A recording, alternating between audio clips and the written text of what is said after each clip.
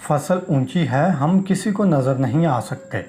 उसने मुझे हाथ से पकड़ा और मुझसे लिपट गई और मुझे बोसा करने लगी। मैंने भी उसके गर्म लबों पर अपने लब रख दिए और उसका निचला लब चूसने लगी। काफ़ी देर तक हम बोसा किनार में लगी रहीं। जब जुलेखा का हाथ मेरी पतलून के अंदर जाने लगा तो मैंने रोक दिया। नहीं जानम, ये अच्छी बात नहीं, किसी फारिग टाइम पर करेंगे।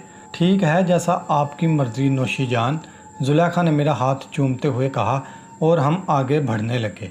खेत के खात्मे पर हम फिर हवेली के सामने थे और हवेली के अंदर दाखिल होकर घर आ गई।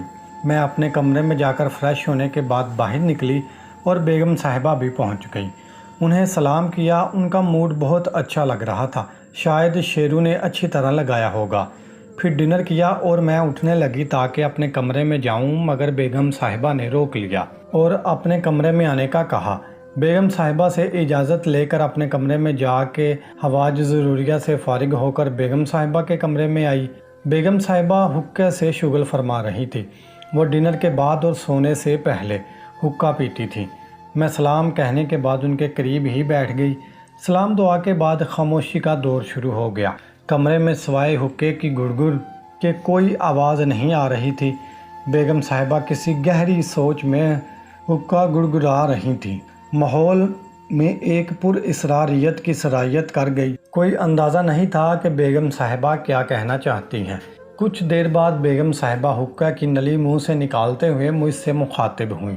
बेटी नुशीन, चंद दिन पहले वादा किया था कि शेरू के साथ अपने ताल्लुकात की वजाहत करूंगी। जी बेगम साहिबा, मैं चौकस होकर बैठते हुए बोली और उन्होंने हुक्के की नल एक बार फिर मुंह में ली। मैं हमतन गोश थी। आखिर उन्होंने पानी के चंद घूंट लिए और मुझसे बोली, बेटी मेरी एक उम्र से ख्वाहिश थी कि किसी से मैं अब बीती कह सकूं, और मैं मुतमिन हूँ कि मैं अपने राज किसी गैर नहीं बल्कि अपनी बहू के सामने खोल रही हूँ। इससे मेरे दिल पर जो बोझ है वो भी उतर जाएगा और मुमकिन है तुम मुझे बेहतर तौर पर जानने लगो।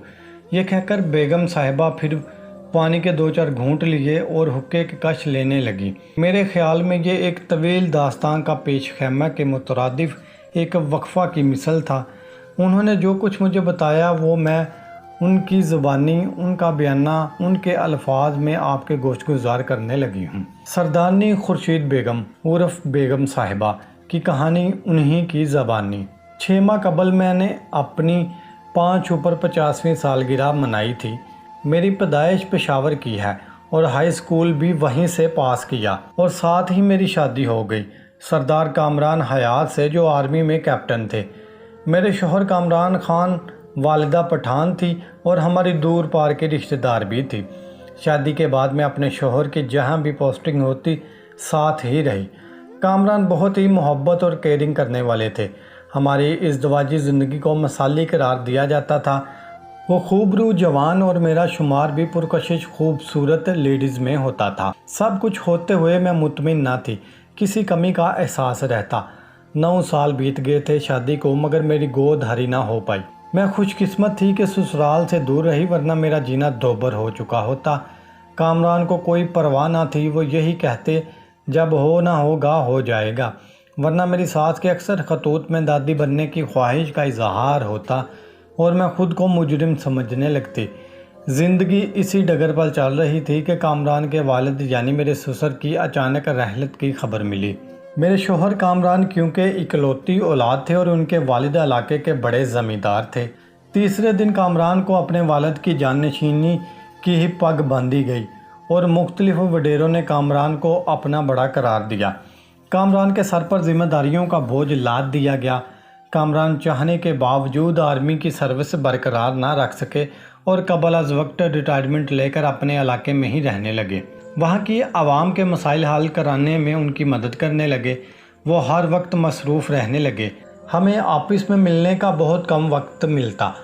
मेरे मरहूम ससुर का मुंशी, जो कि बहुत काबिल एतमाद था, कि फ़ौत होने के बाद उसके बेटे शेर दिल, जो कि इंटरमीडिएट के बाद घर में ही ग्रेजुएशन कर रहा था, को कामरान ने मुंशी बना दिया।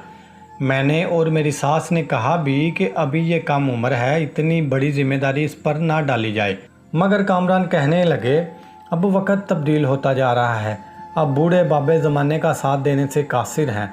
لہذا وقت کا تقاضا ہے کہ نیا خون شامل ہو۔ جوان ہی وقت کے موقف چل سکتے ہیں۔ پرانی روایات اچھی صحیح مگر ان میں بہتری کی ضرورت سے ہم انکار نہیں کر سکتے اور بہتری شیل دل جیسے جوان ہی لا سکتے ہیں۔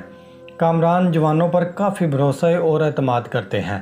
خیر شیردل کے متعلق سب متعلقہ حلقوں کو آگاہ کیا گیا کہ اب وہی ڈیرا اور جاگیر کی دیکھ بھال کریں گے۔ میں شیردل کے والد کا بھی ہاتھ بٹاتی اور کامران نے مجھے شیردل کی نگرانی اور مدد کے لیے بولا۔ وہ ابھی نیا ہے، تجربہ ہے، اس لیے جہاں ضرورت ہو اس کو گائیڈ کیا جائے۔ کامران تو صبح ہوتے ہی گھر سے نکل جاتے۔ شیردل جس کو بعد میں شیرو کہا جانے لگا، اسے میں ناشتے کے بعد استبل میں ملتی۔ وہ گھوڑوں کی مالش کر رہا ہوتا، حالانکہ یہ اس کا کام نہ تھا۔ شیردل کسی نوکر کو کیوں نہیں کہہ دیتے مالش کرنے کو؟ ایک دن میں نے اس سے پوچھا، بیگم صاحبہ اس سے میری اپنی بھی ایکسرسائز ہو جاتی ہے، ویسے بھی مجھے ان سے بہت لگاؤ ہے جی۔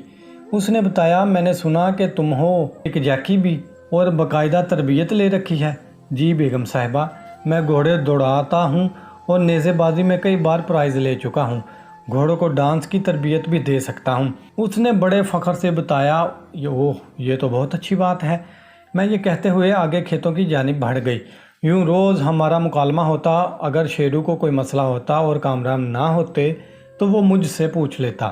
2-4 مہینے میں ہماری ملاقات اور بات چیت وقتاً فوقتاً ہوتی رہی، مگر فطری بات ہے جب ایک دوسرے سے جان پہچان ہو جائے تو پھر آہستہ آہستہ فرینکنس ہو جاتی ہے۔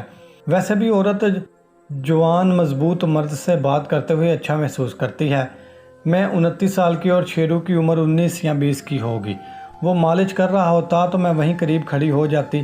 اس کے بازو ڈولے مسل مالش کرتے ہوئے حرکت کرتے تو دل کو کچھ ہونے لگتا۔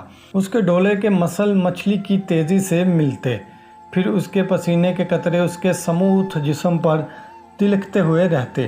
وہ باتیں بھی ساتھ ساتھ کرتا رہتا۔ شروع میں مجھے دیکھا تو بڑا مہذب ہو جاتا، میری طرف دیکھنے سے گریز کرتا۔ اس کا رویہ مودبانہ ہوتا جیسے باس کے سامنے، مگر آہستہ آہستہ وہ نارمل ہوتا گیا، جیسے کہ ایک نوجوان کو ہونا چاہیے۔ مجھے دیکھ کر اس کی آنکھوں کی چمک بڑھ جاتی، اس کے چہرے پر مسکراہٹ پھیل جاتی۔ اب اس سے کوئی بات کرتی تو آنکھیں ملا کر بات کرنے کی کوشش کرتا۔ اس کی آنکھوں میں ہر وقت شوخی کھیلتی رہتی جس سے میں ڈرنے لگی۔ وقت وہ فلرٹنگ بھی کرنے لگتا۔ یہ سب کچھ مجھے اچھا لگتا۔ لاشعور مگر فطری طریقے سے ہم ایک دوسرے کی جانب کھینچنے لگے۔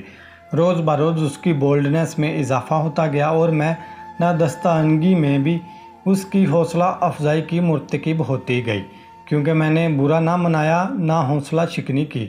پہلے 2 فلا آستین شرٹ اور خاکی نکر کامران نے اسے دی تھی پہنتا، اب وہ اکثر سلیو لیس بنیان کے ساتھ مالش کرتا۔ اس کی چوڑی اور کشادہ سینے کے گھنے بال نظر آ رہے ہوتے تو بے ساختہ انگلیوں میں خیزش ہونے لگتی۔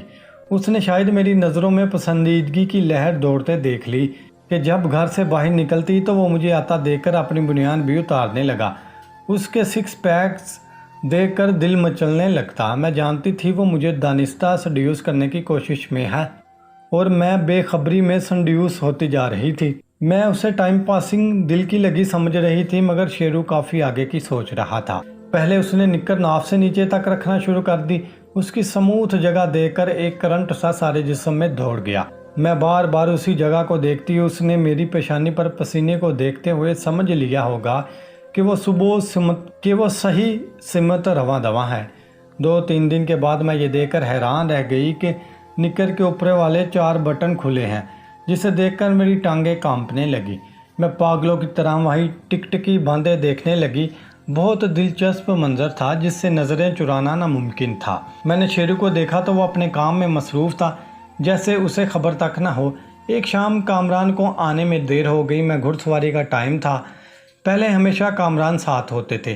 میں ایک خادمہ کے ساتھ استبل گئی اور گھوڑے پر زین ڈالی، اسے لگام دیا اور استبل سے باہر لے آئی۔ اب سوار ہونے کا مرحلہ تھا۔ خادمہ نے گھوڑے کی لگام پکڑی اور میں نے زمین کو پکڑ کر ایک پاؤں رکاب میں ڈالا اور دوسری ٹانگ گھوڑے کے اوپر لے جانے لگی۔ پہلی بار خود سوار ہونے کی بدولت میں